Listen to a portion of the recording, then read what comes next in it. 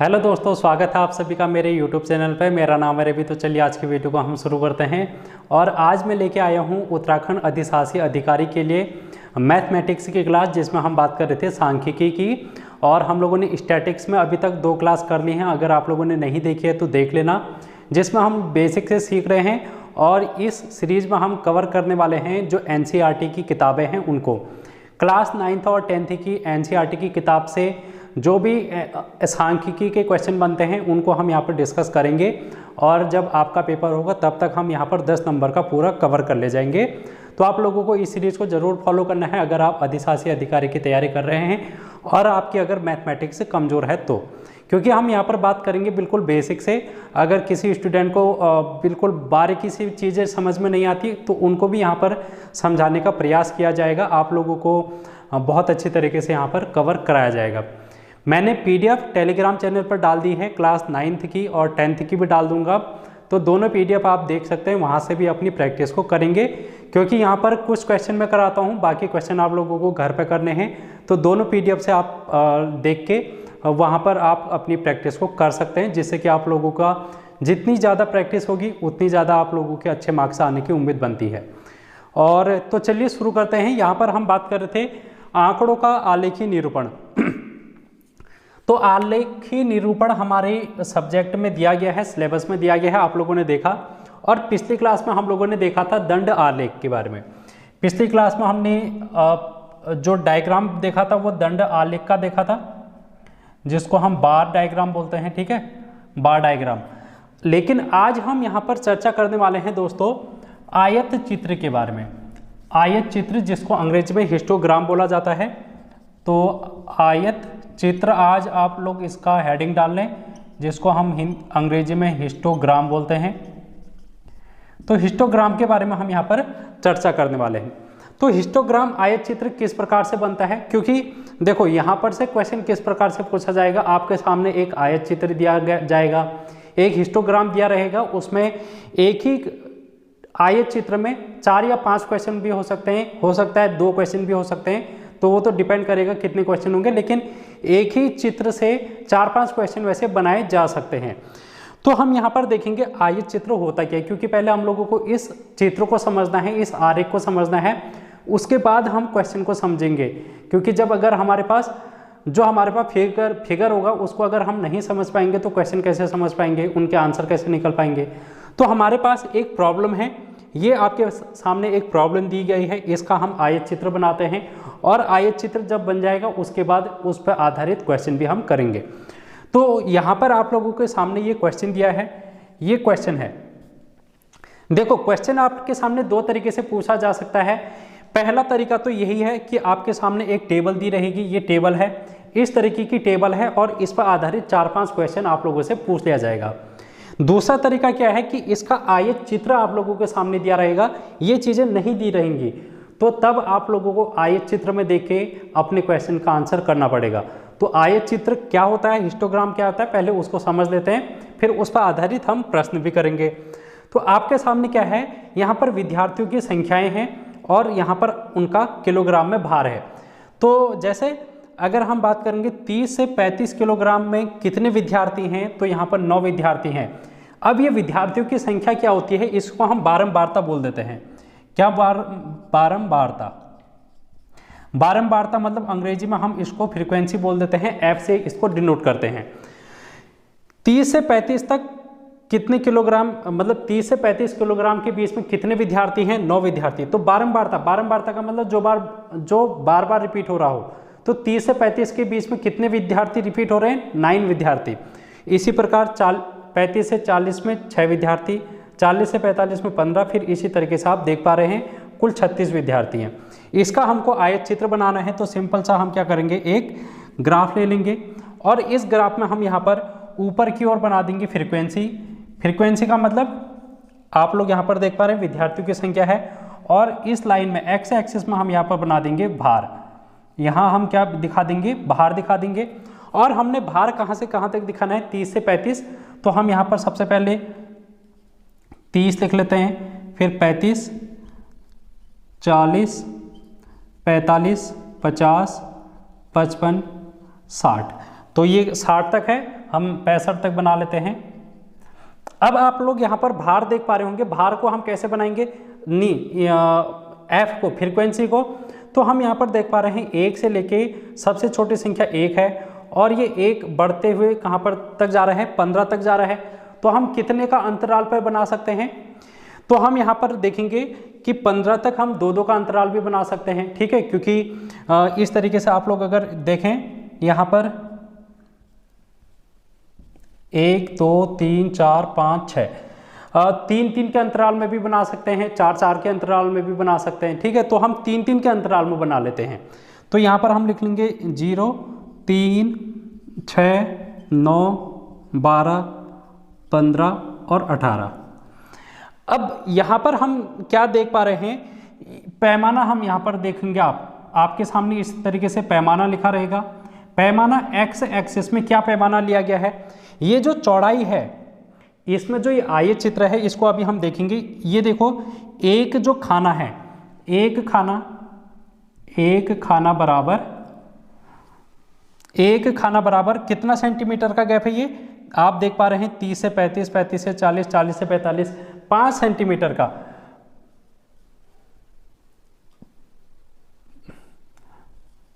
5 kg का, centimetre दी kg, क्योंकि भार यहाँ पर kg में दिया है। तो एक खाना, और ये एक खाना वैसे अगर देखा जाए तो 1 सेंटीमीटर का भी हम बना सकते हैं। तो देखो यहाँ पर अब पैमाने में क्या आ गया कि हम यहाँ पर 1 सेंटीमीटर की जगह 5 किलोग्राम को दर्शा रहे हैं। इसी प्रकार y एक्सिस में अगर हम देखेंगे तो y एक्सिस में 1 सेंटीमीटर का ये खाना हमने बनाया है। तो और इसको हम देख पा रहे हैं 3 के अंतराल में। तो 1 सेंटीमीटर बराबर 3 विद्यार्थी, 1 सेंटीमीटर बराबर हमने कितने विद्यार्थी लिए, 3 विद्यार्थी लिए हैं। तो ये पैमाना आपके सामने इस तरीके से दिया रहेगा, और इस पैमाने को आपको समझना पड़ेगा कि ये कहना क्या चाह रहा है। तो आप समझ गए ये क्या कहना चाह रहा है, तो ठीक है। अब हम इसको क्या कर लेते हैं, इस आयत चित्र में बना लेते हैं। अब देखो, जब आयत चित्र यहाँ पर हम देख पा रहे हैं 30 से 35 है, 35 से 40, लेकिन अगर आप यहाँ पर देखेंगे 0 से मैं सीधे 30 पे पहुँच चुका हूँ, 0 से मैं सीधे 30 पे जंप कर दिया, जबकि क्या होना चाहिए था, ये होना चाहिए था 5, 10, 15, 20, 25, तब जाके 30 आना चाहिए था।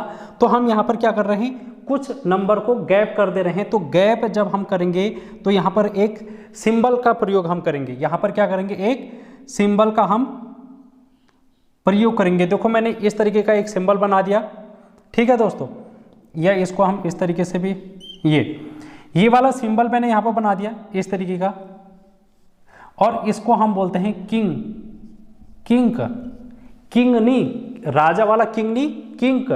तो जब भी हम यहाँ पर किंग देखने को मिलेगा, इसका मतलब ये है कि हमने बीच में गैप छोड़ रखा है और स्केल हमारी 30 से शुरू हो रही है। आई होप इतना क्लियर हुआ होगा। अब देखो, यहाँ पर आपके सामने 30 से 35 के बीच में 9 विद्यार्थी हैं। 9 विद्यार्थी हम यहाँ पर देखेंगे 30 से लेकर 35 तक। तो 30 और 35 के बीच में हमने क्या बना दिया, 9 विद्यार्थी बना दिए। और इसके ऊपर आप लिखेंगे भी, जब आप रफ में इस डायग्राम को बनाएंगे इसके ऊपर से लिखेंगे ताकि आपको क्वेश्चन करने में आसानी होगी। तो आप इसको इस तरीके से फिर कलरफुल भी कर सकते हैं, ठीक है। 35 से 40 के बीच में 6 विद्यार्थी हैं, तो हम यहाँ पर देखेंगे 6 विद्यार्थी यहाँ पर आ रहे हैं। तो ये देखो, 35 से 40 के बीच में, इसको आप दूसरे कलर से भी कर सकते हैं। तो 35 से 40 के बीच में 6 विद्यार्थी हैं, और 40 से 45 के बीच में 15 विद्यार्थी हैं। तो 40 से 45 के बीच में 15 विद्यार्थी हैं, तो हमने ये बना दिया और यहाँ पर लिख भी दिया, ठीक है। इस तरीके से आप इसको कलरफुल कर सकते हैं ताकि अलग अलग दिखाई दे। और 45 से 50 के बीच में 3 विद्यार्थी हैं, तो हम इसको इस तरीके से यहाँ पर दिखा देते हैं, 3 विद्यार्थी। और फिर 50 से 55 के बीच में 1 विद्यार्थी है, 50 से 55 के बीच में हमने यहाँ पर दिखा दिया 1 विद्यार्थी। और 55 से 60 के बीच में 2 विद्यार्थी हैं, 55 से 60 के बीच में 2 विद्यार्थी हैं। तो इस तरीके से हमने ये डायग्राम बना दिया है। तो ये डायग्राम आपके सामने आ सकता है, और इस डायग्राम को देखकर अब आपके सामने जो क्वेश्चन होंगे उन क्वेश्चन को आप लोगों को करना पड़ेगा। अब इस पर क्वेश्चन किस प्रकार से पूछे जा सकते हैं उनको देख लेते हैं एक बार उनको देख लेते हैं क्वेश्चन को। तो यहां पर क्वेश्चन देखो किस प्रकार से पूछे जा सकते हैं। अब यहां पर आप लोगों से औसत पूछा जा सकता है। औसत जो हमने पिछली वीडियो में भी देखा था, औसत अगर आपसे पूछा जाएगा कि सभी विद्यार्थियों का औसत क्या है, ठीक है, औसत, तो आप लोग यहाँ पर औसत सभी को जोड़कर अपॉन में कर देंगे। जैसे मैंने पिछली वीडियो में भी बताया था औसत कैसे निकालते हैं। अगर हमको सबका औसत निकालना होगा तो 9 + 6 + 15 + 3 + 1 + 2, तो ये कितना है 10 15 36 36 आ रहा है ऊपर, तो हमने 36 तो ऊपर लिख दिया। और नीचे कितना लिखेंगे, जितने नंबर हैं ये 1 2 3 4 5 6, तो हमने नीचे 6 लिख दिया। तो इसका मतलब क्या आ गया, 6 इनका औसत आ गया, 6 kg क्या आ गया, इसका औसत आ गया है। तो इस टाइप के क्वेश्चन आप लोगों से पूछे जा सकते हैं। चलिए एक क्वेश्चन मैं आपके सामने, एक इससे थोड़ा सा डिफरेंट क्वेश्चन है, उसको मैं आपके सामने पुटअप करता हूं, उसके बाद उसके आंसर को हम करेंगे। क्योंकि आप लोगों ने देख लिया होगा कि जो ये आयत चित्र है वो किस प्रकार से होता है, इसको हम किस प्रकार से रिप्रेजेंट करते हैं। तो यहाँ पर ये आयत बन रहे हैं, तो आप लोग यहाँ पर देख पा रहे हैं लंबाई और चौड़ाई आपके सामने है। तो ये हर किसी की लंबाई चौड़ाई आपके सामने दी गई है, तो ये आप लोगों को पता होना चाहिए। अब एक क्वेश्चन मैं आपके सामने कराऊंगा, उसको आप देखना अच्छे से। यहाँ पर आपके सामने एक क्वेश्चन है, इस क्वेश्चन को मैं समझाता हूँ और इस पर आधारित 4-5 क्वेश्चन हम करेंगे। तो चलिए देखते हैं इस क्वेश्चन को, इस आयत चित्र को देखते हैं, इसको समझने की कोशिश करते हैं। आपके सामने एक आयत चित्र दिया गया है, इसमें आपके सामने जो ये y एक्स है इसमें विद्यार्थियों की संख्या बताई गई है, और विद्यार्थियों की संख्या आप देख पा रहे हैं 10 20 30 40 80 तक इस प्रकार से ऊपर को आप लोगों को देखने को मिल रही है। इसको हम बारंबारता यानी कि फ्रीक्वेंसी भी बोलेंगे, तो f मैंने यहाँ पर बना रखा है। इसी प्रकार जो x एक्सिस है उसमें हमने अंक देख रखे हैं। यहाँ पर विद्यार्थियों ने मार्क्स प्राप्त कर रखे हैं, कितने मार्क्स अधिकतम आप देख पा रहे हैं 200। तो 200 नंबर का पेपर है, 200 नंबर के पेपर में विद्यार्थियों ने अंक हासिल किए हैं। जैसे आप यहाँ पर देख पा रहे हैं 20 से 40 अंक कितने विद्यार्थियों ने प्राप्त कर रखे हैं, 20 से 40 अंक 10 विद्यार्थियों ने प्राप्त कर रखे हैं। इसी प्रकार अगर हम देखेंगे 140 से 160 के बीच में कितने विद्यार्थियों के अंक हैं, तो हम इसको यहाँ पर देखेंगे तो ये 55 विद्यार्थी हैं। इसी प्रकार 180 से 200 अंक के बीच कितने विद्यार्थी हैं, तो आप यहाँ पर देख पा रहे हैं 15 विद्यार्थी हैं। तो ये आपको क्लियर हो चुका होगा, जो मैंने डायग्राम बना रखा है कि इसमें कहना क्या चाह रहा है, ठीक है। तो आपके एग्जाम में ये चीज़ें नहीं लिखी रहेंगी, ये डायग्राम में नहीं लिखा रहेगा। आपको इस डायग्राम को यहाँ पर से देखना पड़ेगा कि ये लाइन कहाँ तक जा रही है। तो वहाँ पर इस तरीके से आप अगर देखेंगे तो ये 10 पर जा रही है, तो ये 10 आप इसके ऊपर से लिखेंगे। लिखना इसलिए है क्योंकि जब हम क्वेश्चन को आंसर करेंगे तो हमारे पास सहूलियत होनी चाहिए, ताकि बार बार हमें ये मैच ना करना पड़े, क्योंकि हम भूल जाएंगे। फिर हो सकता है कि हम ऊपर नीचे देख लें, क्योंकि उस समय एग्जाम का प्रेशर होता है, क्वेश्चन हमको जल्दी करने होते हैं। तो हम क्या कर सकते हैं, 10 की जगह हो सकता है हमने यहाँ पर 15 देख दिया, तो हमने यहाँ पर 15 लिख लिया। तो ऐसा नहीं करना है, हमने पहले इस डायग्राम को अगर आप बनाना चाहेंगे तो बना के उनके ऊपर बॉक्स के ऊपर लिख देना कि कितना नंबर है। जैसे यहाँ पर अगर आप इसको आगे को बढ़ाएंगे तो ये 18 है, अभी मैंने यहाँ पर लिखा था 18 है ये, ठीक है। तो ये 20 के आसपास ही दिख रहा है, अगर आप 18 को देखेंगे तो ये 20 के आसपास ही दिखेगा। तो इस तरीके से हम थोड़ा सा वो हो सकता है, हमारे मिसमैच हो सकता है, इसलिए आप लोग पहले लिख लेना। अब इस पर क्वेश्चन किस प्रकार से बनेंगे इसको देखें। क्वेश्चन पहला क्या बनेगा, क्वेश्चन आप लोग देखेंगे सर्वाधिक एवं न्यूनतम अंक प्राप्त करने वाले विद्यार्थियों का अनुपात ज्ञात करें। क्या क्वेश्चन पूछ लिया आप देखें यहाँ पर, पहला क्वेश्चन सर्वाधिक अंक और न्यूनतम अंक प्राप्त करने वाले विद्यार्थियों का अनुपात निकालना है, हमको रेशियो निकालना है। हमको क्या निकालना है दोस्तों? रेशियो निकालना है।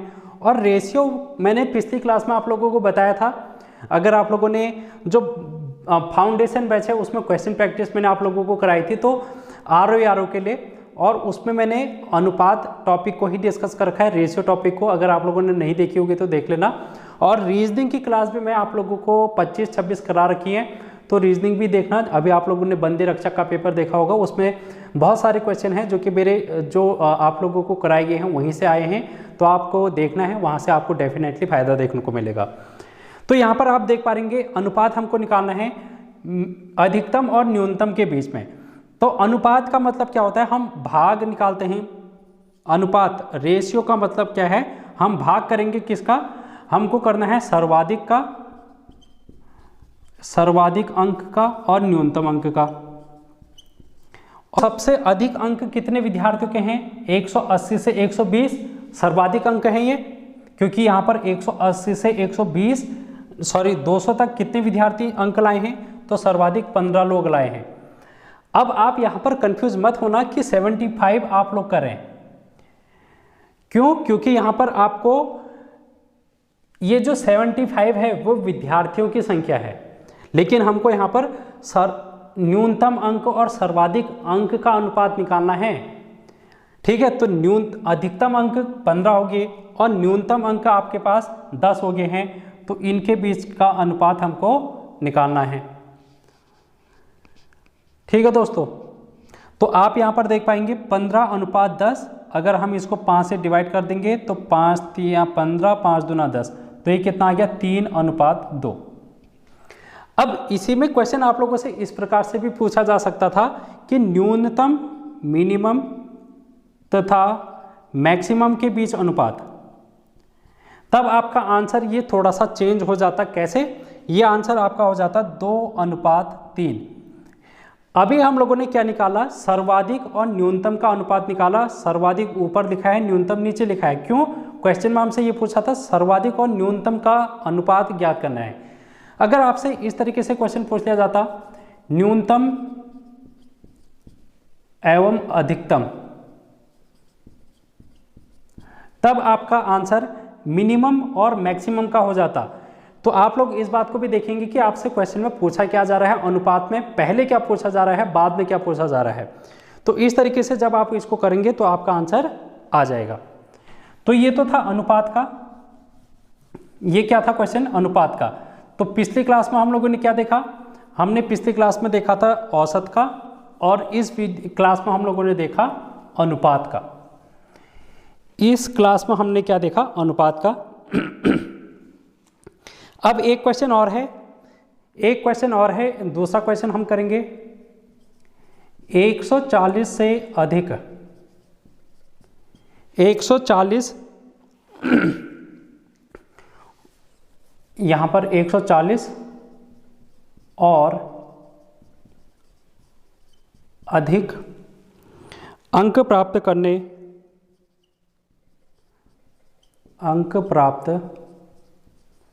करने वालों की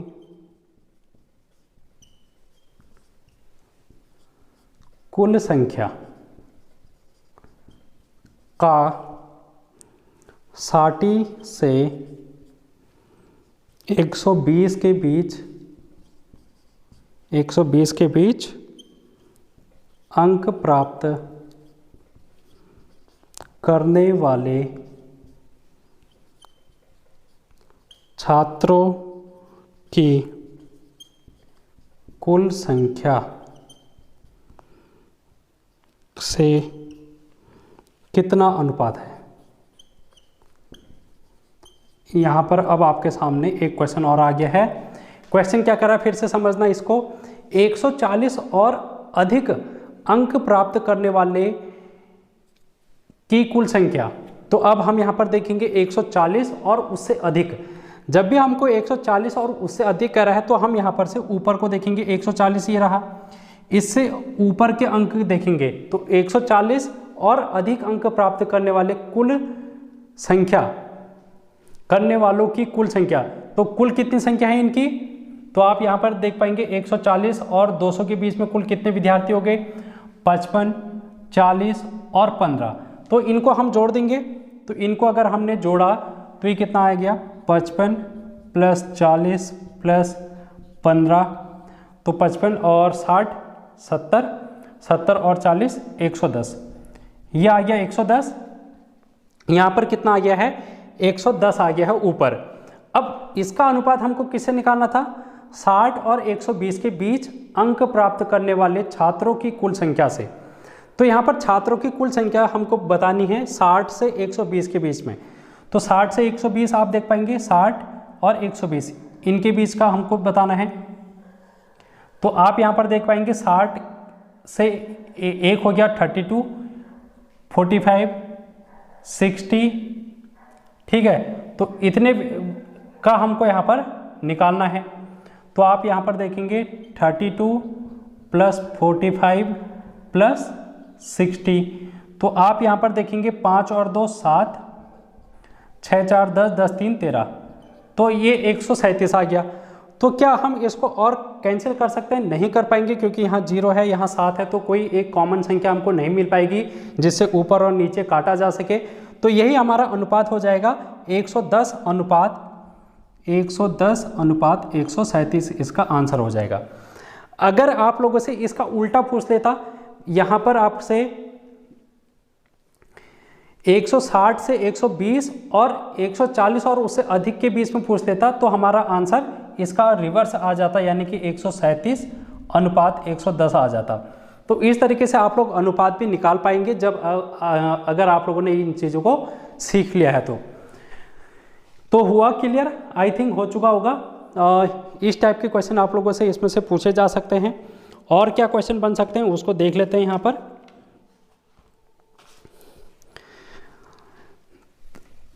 हमने आज अनुपात पर ही ज़्यादा फोकस कर रखा है, ठीक है।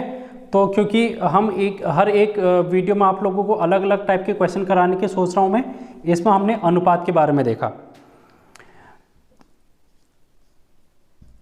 तो ये इस टाइप के क्वेश्चन आप लोगों से पूछे जा सकते हैं, या फिर आप लोगों से इस तरीके से भी पूछा जा सकता है कि 20 से 40 के बीच में अंक प्राप्त करने वालों का अनुपात 180 से 200 के बीच में अंक प्राप्त करने वाले विद्यार्थियों को की संख्या का अनुपात कितना है। तो इस टाइप के क्वेश्चन आप लोगों से यहाँ पर से बन जाएंगे। बाकी आप लोगों से अधिकतम माइनस न्यूनतम, वो जो मैंने आप लोगों को पहले ही करा दिया था पहली वाली क्लास में, जिसमें हमने अधिकतम संख्या कौन सी है, न्यूनतम संख्या, वो उतना इजी लेवल नहीं पूछा जाएगा। अगर पूछा जाएगा तो अब आप लोग कर पाएंगे, क्योंकि मैंने अभी तक समझा रखी हैं वो चीज़ें। तो इस टाइप के क्वेश्चन हैं जो कि आप लोगों को यहाँ पर से करने हैं। और आप लोग टेलीग्राम ज्वाइन कर लेना, वहाँ पर क्वेश्चन हैं, उन क्वेश्चन को प्रैक्टिस करना। और जो क्वेश्चन नहीं आएगा आप लोगों को समझ में, उनको आप कमेंट बॉक्स में बता सकते हैं और पूछ सकते हैं टेलीग्राम में। तो आज की वीडियो में इतना ही, थैंक यू सो मच। अगली क्लास में हम कुछ और क्वेश्चन करेंगे इससे संबंधित रखने वाले, तो उसमें हम एक टॉपिक डिस्कस करेंगे जिसमें हम बात करेंगे परसेंटेज की। इसी तरीके का क्वेश्चन लाएंगे आपके सामने कुछ सांख्यिकी का, और उसमें परसेंटेज किस प्रकार से पूछी जा सकती है, परसेंटेज पर आधारित, उनको हम वहाँ पर डिस्कस करेंगे। तो आई होप क्लियर हो चुका होगा आप लोगों को। मिलते हैं बहुत जल्द, थैंक यू सो मच।